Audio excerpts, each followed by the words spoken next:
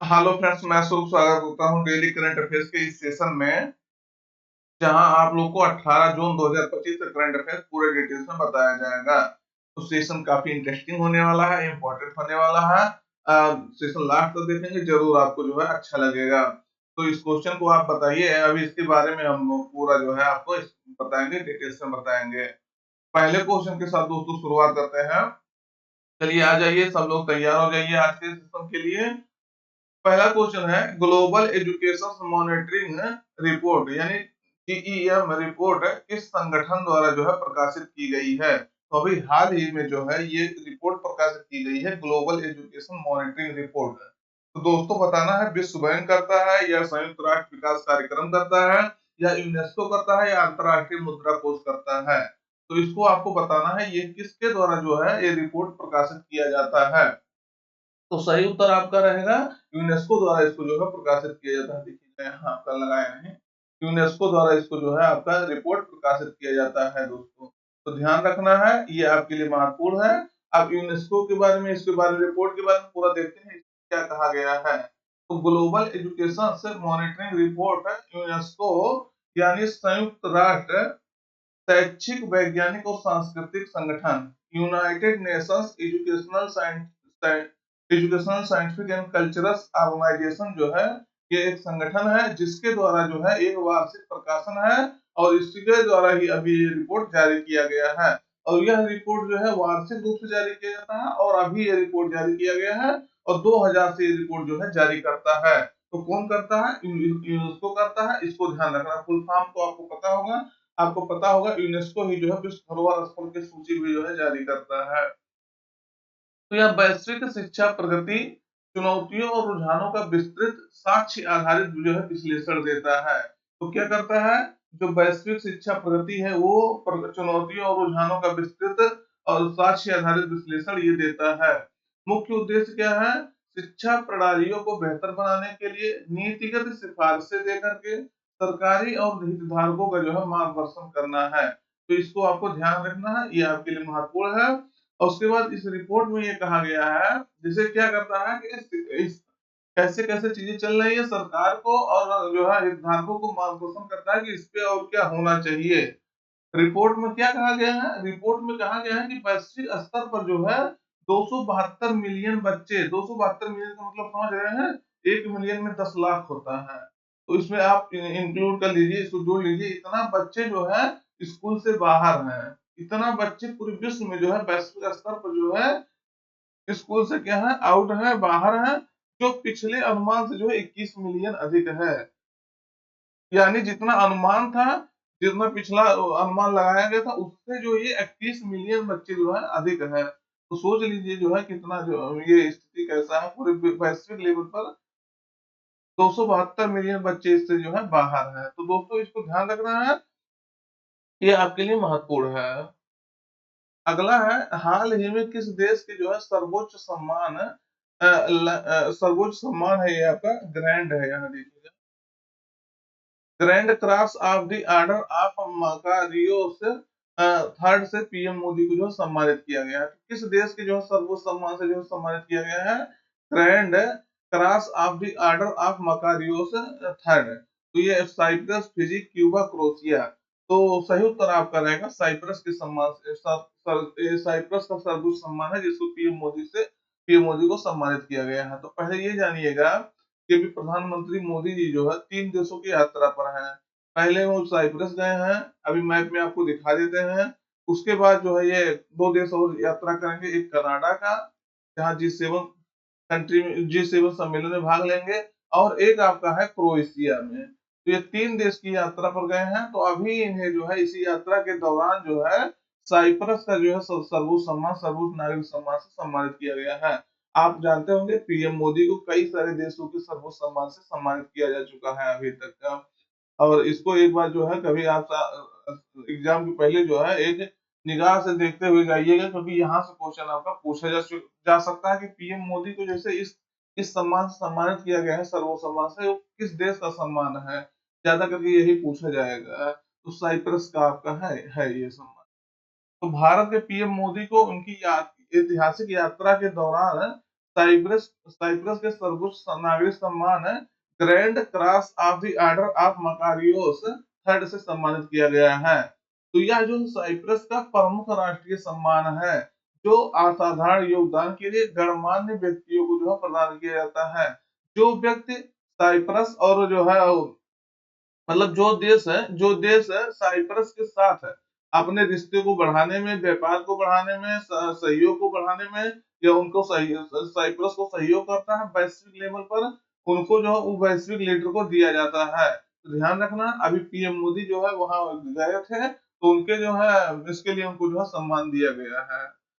तो इसका नाम जो है कैसे पड़ा है, तो इसका नाम साइप्रस का जो प्रथम राष्ट्रपति थे और आध्यात्मिक नेता थे मकारियोस तृतीय, उनके नाम पर इसका नाम रखा गया है। तो ये आपको ध्यान रखना है, ये पीएम मोदी को दिया गया है grand cross of the order of Makarios third, और मकारियोस वहां के प्रथम प्रधानमंत्री थे, उन्हीं के नाम पर यह जो है रखा गया है इसका नाम। और उसके बाद देखेंगे इसका मैप, देखेंगे जरूरी है क्योंकि जो है इसका मैप बहुत जरूरी है। तो यही आपसे डायरेक्ट पूछा जा सकता है ये कहाँ है। अभी चर्चा में है क्योंकि प्रधानमंत्री मोदी यहाँ जो गए हैं, तो ये साइप्रस आपका यहाँ है, और ये इसका राजधानी निकोसिया है। तो यहाँ आप देखेंगे ये आपका इतना लोकेशन है इसका छोटा सा, यहाँ तुर्की हो गया, सीरिया हो गया, लेबनान हो गया, इजराइल हो गया, इसके आसपास है। लेकिन ये जो है भूमध्य सागर जिसे मेडिटेरियन सी कहते हैं, मेडिटेरियन सी में स्थित एक देश है। इसको आपको ध्यान रखना है, यही आपसे जो क्वेश्चन पूछा जा सकता है, क्योंकि किसी देश से सीमा को साझा कर नहीं रहा है, लेकिन ये भूमध्य सागर में मेडिटेरियन सी में स्थित एक जो है देश है, ये आपके लिए महत्वपूर्ण हो जाएगा, यही आपसे क्वेश्चन पूछा जा सकता है। ये देखिएगा वहां के सर्वोच्च सम्मान से उनको जो है सम्मानित किया जा रहा है साइप्रस के। अगला है, किस विभाग ने जो है शहरी भूमि सर्वेक्षण के लिए जो है नक्शा कार्यक्रम शुरू किया है। तो अभी इसके बारे में पूरा हम बताएंगे, नक्शा का फुल फॉर्म क्या है, क्यों शुरू किया गया है। तो किसने शुरू किया है, भूमि संसाधन विभाग ने, शहरी विकास विभाग ने, वाणिज्य विभाग ने, आर्थिक मामलों के विभाग ने। तो दोस्तों बताना है आपको इसको किसने शुरू किया है, शहरी भूमि सर्वेक्षण के लिए जो है नक्शा कार्यक्रम। तो सही उत्तर आपका रहेगा इसमें दोस्तों, भूमि संसाधन विभाग ने जो है, लैंड रिसोर्स डिपार्टमेंट ने जो है इसको शुरू किया है। किसको शुरू किया है, भूमि ये जो है नक्शा कार्यक्रम शुरू किया है। अब देखेंगे इसके बारे में क्या है, जस्ट 1 मिनट।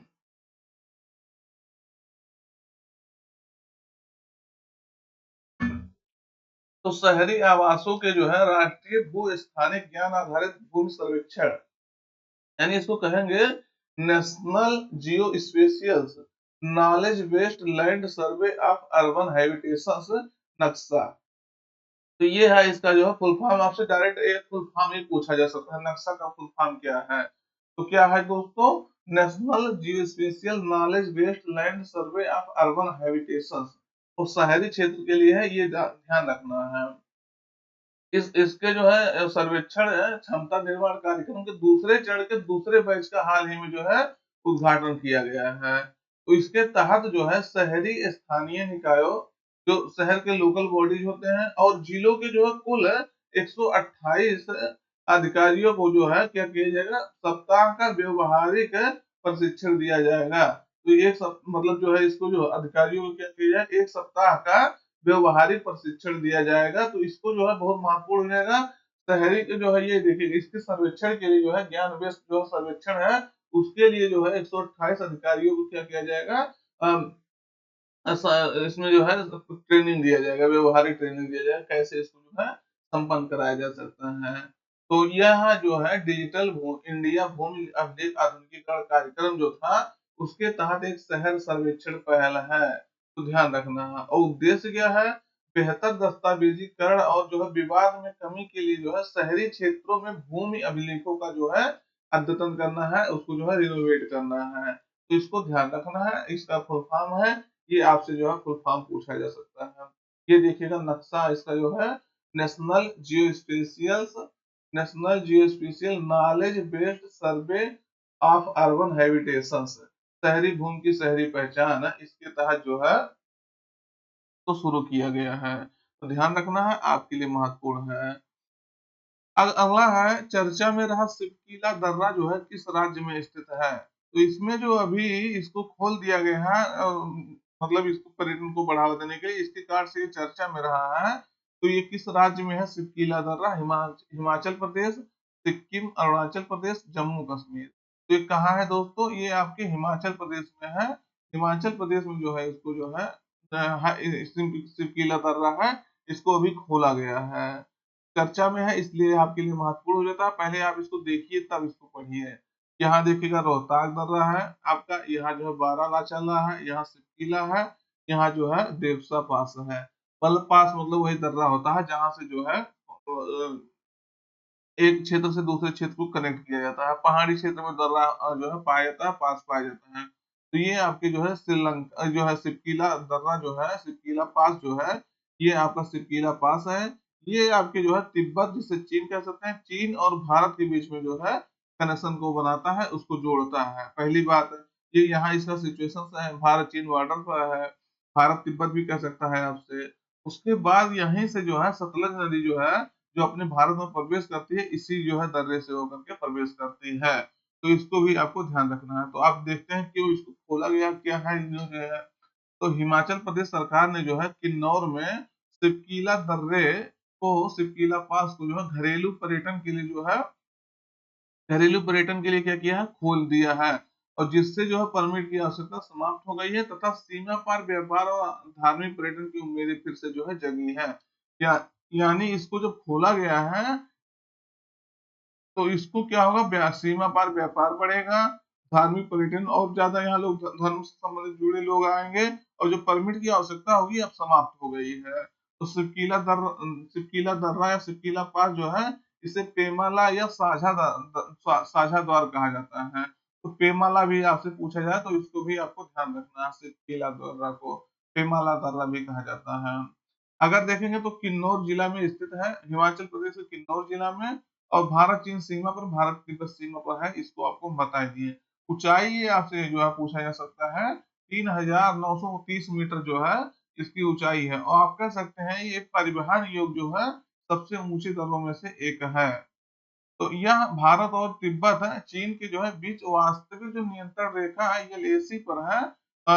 मतलब ये वास्तविक जो नियंत्रण रेखा है, लाइन ऑफ एक्चुअल कंट्रोल है, उस पर स्थित है भारत और चीन के बीच में। और सतलुज नदी जो अभी आपसे बताया है, तो लांग केन जांगमो नाम से जो है इसी दर्रे से होकर के भारत में क्या करती है? एंट्री करती है, प्रवेश करती है। तो ये बात भी आपको ध्यान रखना है कि इसी दर्रे से या डायरेक्ट आपसे पूछा जा सकता है।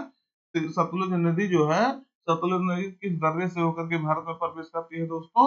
तो आपके जो है सतलुज नदी सिपकीला दर्रा से जो होता है या पेमाला दर्रा से होकर के जो है भारत में प्रवेश करती है। तो ये क्वेश्चन आपका जो कई बार ज्योग्राफी के अंतर्गत पूछा गया है। तो देखिए दोस्तों, आपका ज्योग्राफी में पूछा गया, लेकिन यहाँ आपका लोकेशन हो गया, ये आपका जो स्थिति हो गया, कहाँ है, ये एलएसी पर है, भारत चीन के बीच में है, सब आपको जो है करंट में बता दिया गया है। तो जितने भी करंट में न्यूज रहते हैं, जैसे दर्रा कभी न्यूज में आ गया, कभी नदी, कभी झील, कभी पहाड़, तो ये सब आपको कवर होता रहता है करंट में। यही लिए इसी का फायदा है कि करंट पढ़ना चाहिए। अब यही चीज मान लीजिए दर्रा आपसे पूछा गया कभी ज्योग्राफी के अंदर, दर्रा आपसे फालतू दर्रा नहीं पूछा जाएगा, ये न्यूज में है, ये पूछा जाएगा आपका, ये आप समझिए इस बात को। इसीलिए करंट जो है पर डे पढ़ना चाहिए। तो अगर कोई भी व्यक्ति, कोई भी मतलब स्टूडेंट्स एक एक ईयर से लेकर के 1.5 ईयर तक अगर जो है वो कंटिन्यू करंट को ध्यान से पढ़ ले और जितने भी उससे संबंधित न्यूज रहते हैं पढ़ ले, तो जो इससे मान लीजिए उसको जो है समस्याएं फिर बहुत काफी हद तक जो है कम हो जाएगा, और चीजों को जो है कनेक्ट करके वो जो है सीख जाएगा। अगला है, चर्चा में रहा चर्चा में रहा भारत के महापंजीयक यानी रजिस्ट्रार जनरल ऑफ इंडिया ने जो है किस वर्ष जनगणना कराने के लिए अधिसूचना जारी की कर दी है। तो ये अभी अधिसूचना जारी कर दिए हैं, तो इस प्रकार से ये चर्चा में है, तो देख लेंगे इसको। ये जो है कब स्थापित हुआ, कहाँ है हेडक्वार्टर, सब इसको देखते हैं अभी। मतलब इसको जो है एक किसके अंतर्गत कार्य करता है। तो ये अभी 2027 में जो है ये कहा गया है कि मतलब 2027 में जनगणना हम लोग का किया जाएगा। तो ये जो है 2021 का जनगणना है, अभी तक जो है हो नहीं पाया है, कोरोना की वजह से टला था, तब से अभी तक नहीं हो पाया। अब ये 2027 में इसकी जनगणना होगी, तो ये ध्यान रखना है। इसको अभी आज सूचना जारी कर दी गई है। तो देखेंगे भारत के रजिस्ट्रार जनरल ने जो है जनगणना 2027 के संचालन के लिए जो है ऑपरेशन के लिए औपचारिक अधिसूचना जारी कर दी है, और जिससे जो है सीमा निर्धारण और तैयारियां जो है शुरू कर दी गई है। और भारत का रजिस्ट्रार जनरल जो है, भारत के भारत का जो रजिस्ट्रार जनरल है, कह सकते हैं रजिस्ट्रार जनरल भारत के महापंजीयक एवं जनगणना आयुक्त देश भर में जो है जनगणना कार्यों और नागरिक पंजीकरण के प्रबंधन के लिए जो शीर्ष प्राधिकारी है। तो इसको ध्यान रखना है। और इसकी स्थापना जो है 1961 में हुई थी, इस जो है प्राधिकरण के, और गृह मंत्रालय के तहत ये जो है कार्य करता है। अगर देखेंगे भारत की पहली जनगणना जो है 1872 में हुआ था, लॉर्ड मेयो के काल में हुआ था। लॉर्ड मेयो जो है सबसे पहला जनगणना कराने का श्रेय इसको दिया जाता है। और पहली समकालिक जो है दशकीय जनगणना 1881 में लॉर्ड रिपन के समय में शुरू हुआ था। ये क्वेश्चन आपका भी देखिएगा, यही क्वेश्चन आपसे बताते हैं। अब ये हिस्ट्री में आपसे पूछा जाता है, और आपको इसको जो है ज्योग्राफी में कह सकते हैं, क्योंकि जनगणना आपका जो है, जनगणना आपका जो है किस में आ जाता है, ज्योग्राफी में आ जाता है, लेकिन ये आपका लॉर्ड मेयो होगा, लॉर्ड रिपन होगा, ये आपका हिस्ट्री में आ जाता है। तो ये अब देखिएगा यहाँ भी आपका यही करंट में चल रहा है, तो इसको बता दिया जाता है।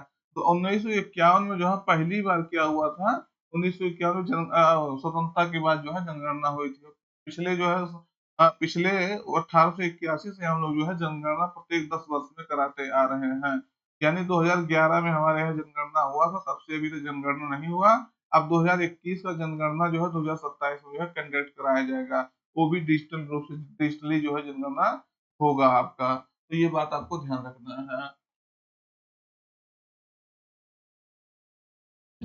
अगला क्वेश्चन है, हाल ही में किस देश के स्टार्टअप नाइट्रोकैप्ट ने जो है फूड प्लेनेट पुरस्कार 2025 जीता है। तो ये नाइट्रोकैप्ट कह सकते हैं कि स्टार्टअप है। इसने क्या किया है, अभी जो है फूड प्लेनेट पुरस्कार है, जो पर्यावरण के क्षेत्र में सबसे बड़ा पुरस्कार कह सकते हैं, ये दुनिया का सबसे बड़ा पर्यावरण पुरस्कार है, इसको जीता है। तो ये किस देश का जो है स्टार्टअप है, किस देश का ऑर्गेनाइजेशन है। तो ये स्वीडन, स्विट्जरलैंड, ऑस्ट्रेलिया, फिनलैंड, इसका है दोस्तों। स्वीडन का ये जो है क्या है, स्वीडन का ये जो है स्टार्टअप है जो अभी इसको जीता है। तो देखते हैं इसके बारे में क्या है। स्वीडिश स्टार्टअप नाइट्रोकैप ने 2025 का फूड प्लेनेट पुरस्कार क्या किया है, जीता है। तो यह एक जो है क्लाइमेट टेक्नोलॉजी कंपनी है। क्या है, क्लाइमेट से संबंधित टेक्नोलॉजी कंपनी है, जो हवा, एयर, पानी, वाटर, नवीकरणीय ऊर्जा, रिन्यूएबल एनर्जी का उपयोग करके जो है हवा से नाइट्रोजन को जो है ठीक करने का दावा करती है। तो क्या करते हैं, हवा से नाइट्रोजन को ठीक करने का यह दावा करती है। यह जो है हवा से नाइट्रोजन निकालने के लिए प्लाज्मा और हरित ऊर्जा का जो है उपयोग करता है, और जिससे क्या है, उर्वरक उत्पादन में जीवाश्म ईंधन पर जो है निर्भरता कम रहे। क्या करता है, हवा से जो है नाइट्रोजन निकालने के लिए प्लाज्मा प्लाज्मा झिल्ली सुने होंगे आप, और हरित ऊर्जा का जो है उपयोग करता है। इससे जो है उर्वरक जो उत्पादन में जीवाश्म ईंधन का प्रयोग होता है, वो उससे जो है उसको जो है कम किया जा सके। और इसका लक्ष्य क्या है, लक्ष्य है एक ऐसा उर्वरक बनाना जो पारंपरिक तरीकों की तुलना में जो अधिक टिकाऊ हो। फूड प्लेनेट प्राइज जो है, अगर देखेंगे इसके बारे में, फूड प्लेनेट प्राइज, तो इसकी शुरुआत जो है 2019 में हुआ था, और इसमें 2 मिलियन जो है पुरस्कार राशि है, $2 मिलियन दिया जाता है। तो कितना दिया जाता है दोस्तों, 2 मिलियन जो है इसका पुरस्कार राशि है। तो इसको ध्यान रखना है, 2 मिलियन वो भी डॉलर में। तो यह दुनिया का सबसे बड़ा जो है पर्यावरण पुरस्कार है। क्या है, दुनिया का सबसे बड़ा पर्यावरण पुरस्कार है, जिसको जो है $2 मिलियन इसमें पुरस्कार राशि के रूप में दिया जाता है। और एक कर्ट वर्ग फोर्स फाउंडेशन है, स्टॉकहोम में स्थित है, उसके द्वारा ये पुरस्कार दिया जाता है। तो ध्यान रखना, आपके लिए महत्वपूर्ण क्वेश्चन हो जाएगा। तो इस तरह से क्वेश्चन आपका पूछा जा सकता है। दूसरे नंबर फूड प्लानर प्राइज है, इसके बारे में पूछा जा सकता है, किस देश का ये किसके द्वारा दिया जाता है। तो कर्ट बर्ग फोर्स फाउंडेशन है, स्टॉकहोम में है, इसके द्वारा दिया जाता है। 2019 से शुरुआत की गई थी। $2 मिलियन इसके पुरस्कार राशि के रूप में जो है प्रदान किया जाता है। तो ध्यान रखना है। Just one।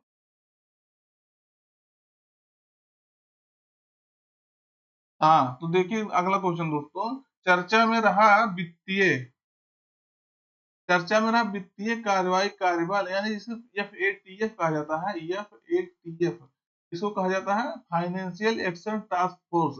इसकी स्थापना कब की गई थी, अभी ये चर्चा में था दोस्तों। तो ये देखिएगा, ये क्वेश्चन आपका पूछा जा चुका है, FATF क्या है। तो इसकी स्थापना कब की गई इसको बताइए, तब अभी इसके बारे में हम आपको डिटेल्स में बताते हैं। तो इसकी स्थापना जो है 1989 में की गई थी। ये किसकी? एफएटीएफ की। अब क्या है इसके बारे में? तो एफएटीएफ ने जो है अप्रैल 2025 के पहलगाम आतंकवादी हमले की जो है कड़ी निंदा की है और आतंकवाद के वित्त पोषण का जो है मुकाबला करने में देशों के प्रयासों की जो है गहन जांच जो है इसकी जांच की घोषणा की है। तो ये आपको ध्यान रखना है। एफएटीएफ क्या है? तो वित्तीय कार्यवाही कार्यबल एक अंतर सरकारी जो है नीति निर्माण निकाय है जो धन शोधन यानी मनी लॉन्ड्रिंग और आतंकवाद यानी टेररिज्म के वित्त पोषण और प्रसार वित्त पोषण से निपटने के लिए जो है वैश्विक मानक निर्धारित करता है। यानी धन शोधन जो मनी लॉन्ड्रिंग होता है विश्व लेवल पर, और जो आतंकवाद होता है उसको रोकने के लिए, उसके वित्त पोषण को रोकने के लिए ये कार्य करता है। तो इसको ध्यान रखना है, ये आपके लिए बहुत महत्वपूर्ण बात हो जाएगा। तो ये आपके लिए बहुत महत्वपूर्ण बात होता है। धन शोधन क्या होता है? मनी लॉन्ड्रिंग क्या होता है? किसी जैसे मान लीजिए आप जमीन खरीदे और जैसे 3-4 जगह जमीन खरीदे, आप आपके पास ब्लैक मनी है, उसको जमीन खरीद करके जो है उसको और फिर दूसरे को उसको बेच दिए, फिर उसको जो है दूसरे को फिर और बेच दिया। इसी तरह से मतलब जो है क्या होता है, गलत तरीके से पैसा कमा करके उसको सही चीज में लगा करके फिर उसको जो है फिर उसको बेच देना। तो ये क्या होता है? मनी लॉन्ड्रिंग होता है, धन शोधन होता है। धन का जो है कह सकते हैं ब्लैक मनी को जो है व्हाइट मनी में कन्वर्ट करने का तरीका होता है। तो इसी को रोकना होता है और आतंकवाद का जो है रोकना होता है। आतंकवाद को रोकने के लिए पहले इसमें शामिल नहीं किया गया था, लेकिन 2001 में जो है इसमें आतंकवाद के वित्त पोषण को भी जो है शामिल किया गया था। तो ये आपको ध्यान रखना है। इसका स्थापना जो 1989 में पेरिस में जो है G7 का जब सम्मेलन हुआ था, G7 का शिखर सम्मेलन हो रहा था, उसी सम्मेलन के दौरान इसको जो है शुरू किया गया था। पेरिस में इसका हेडक्वार्टर है, फ्रांस के पेरिस में। 39 देश इसके अभी वर्तमान में सदस्य हैं और 2010 में जो है भारत जो है पूर्ण रूप से इसमें सदस्य के रूप में शामिल हुआ था।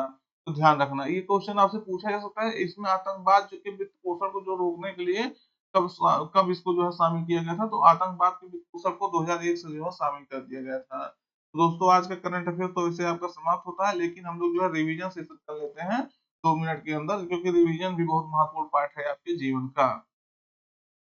केंद्रीय विद्युत मंत्रालय ने जो है नए एयर कंडीशनरों की परिचालन तापमान सीमा जो है इसको कितने तक सीमित करने का प्रस्ताव दिया है? तो केंद्रीय विद्युत मंत्रालय ने जो है इस सीमा को 20 से 28 डिग्री सेल्सियस जो है रखने का जो है प्रस्ताव दे दिया है। कृत्रिम स्टार्टअप द्वारा विकसित भारत की पहली एजेंटिक एआई प्रणाली जो है इसका नाम क्या है? तो इसका नाम क्या है? कृति है दोस्तों। इस देश ने जो है हाल ही में ऑपरेशन ट्रू प्रॉमिस 3 लॉन्च किया है। तो ईरान ने जो है इजराइल के खिलाफ जो है इसको लॉन्च किया था। कल इसके बारे में पूरा डिटेल्स में बताए थे। कृषि मंत्रालय द्वारा जो है कृषि क्षेत्र में टेक्नोलॉजी को बढ़ाने के लिए जो है कौन सा कॉन्फ्रेंस आयोजित किया गया है? तो एग्री स्टेक कॉन्फ्रेंस जो है इसमें जो है शुरू किया गया था। अगला है, किस राज्य सरकार द्वारा जो है पर्यावरण बहाली कार्यक्रम बिथुट जो है इसको शुरू किया गया था? तो केरला सरकार इसको जो है शुरू किए थे। हाल ही में किसे जो है सबसे प्रभावशाली पर्यावरणविद मोस्ट इन्फ्लुएंस इन्वायरमेंटलिस्ट अवार्ड से सम्मानित किया गया है? तो आचार्य प्रशांत को जो है सम्मानित किया गया था इससे। उसके बाद अगला, ब्रिक्स के 10वें भागीदार के रूप में जो है पार्टनर कंट्री के रूप में कौन सा देश शामिल हो गया है? तो वियतनाम इसमें जो है शामिल हो गया है पार्टनर कंट्री के रूप में। अभी तक ये 10 पार्टनर कंट्री इसमें हो चुके हैं। तो दोस्त आज के करंट अफेयर्स यहीं पर रखते हैं। सेशन जो है अपने मित्रों तक शेयर करिएगा, चैनल सब्सक्राइब करिएगा, जिससे इसी तरह का वीडियो आपको मिलता रहे। तो फिर मिलते हैं नए सेशन में। Thank you.